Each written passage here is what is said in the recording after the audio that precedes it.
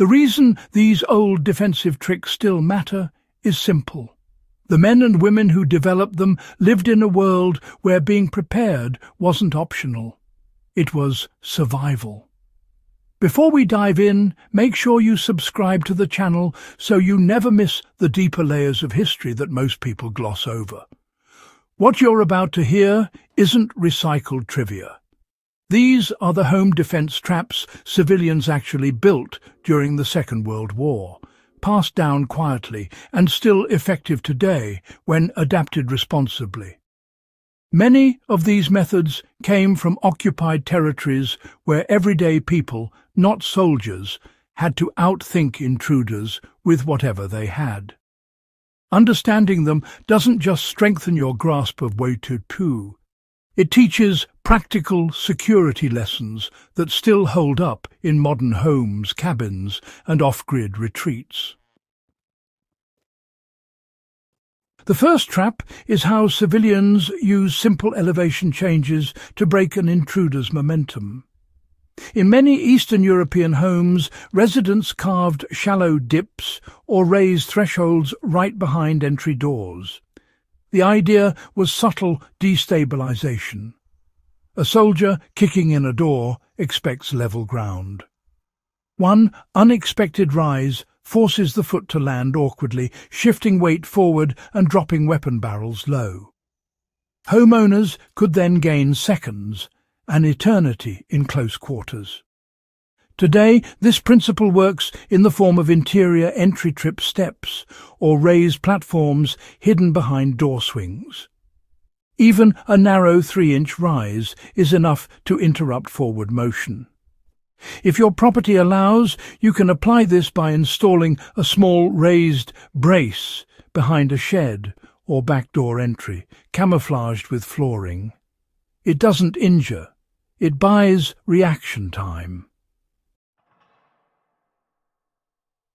The second trap is how blackout-era residents weaponize sound through force bottlenecks. During the Blitz, families in London and Portsmouth arranged furniture to create narrow corridors leading to the bedrooms or basements. The key wasn't simply blocking movement.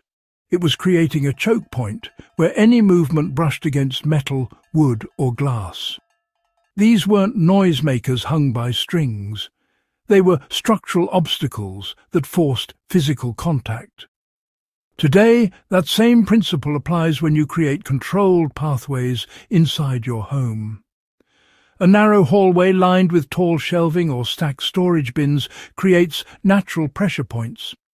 Even if someone moves slowly, the risk of contact noise increases. A practical modern application is placing a metal coat rack, loose, near the entry route you want to monitor. Without cords or dangling objects, it's still a forced sound cue.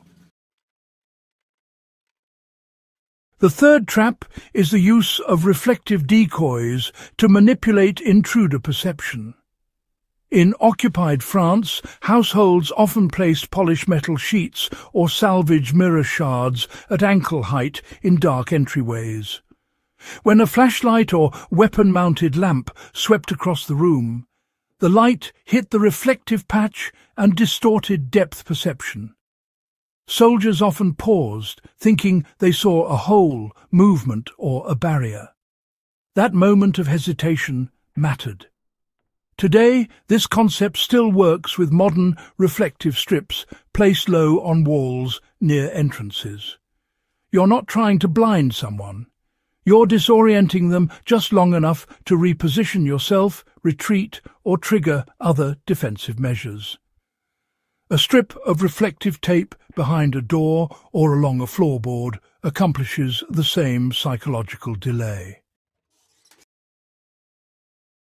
The fourth trap is how homeowners use scent masking to hide presence or mislead intruders.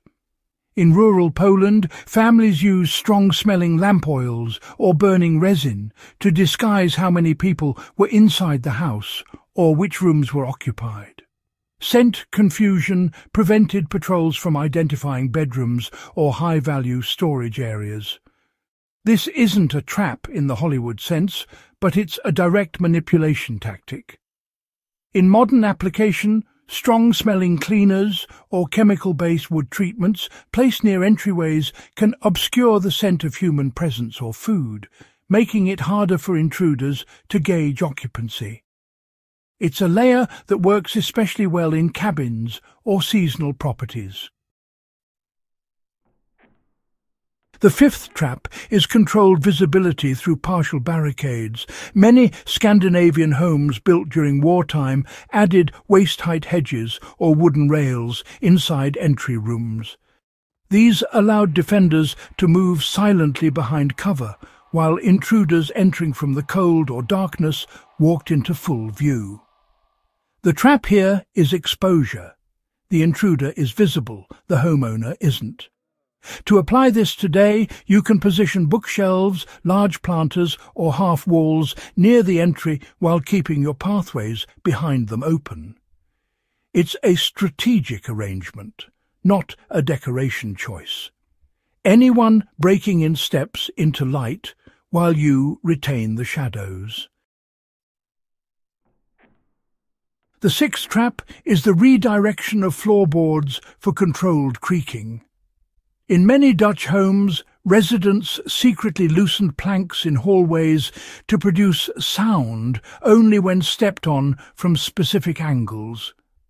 Not every board creaked, only the ones that were intentionally tampered with. This created a primitive early warning grid.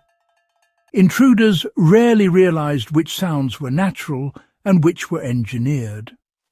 A modern version involves selectively placing pressure-sensitive mats under rugs, or intentionally leaving one interior plank or stair untreated while the others are reinforced. You're not trying to scare someone, you're trying to track them without their awareness.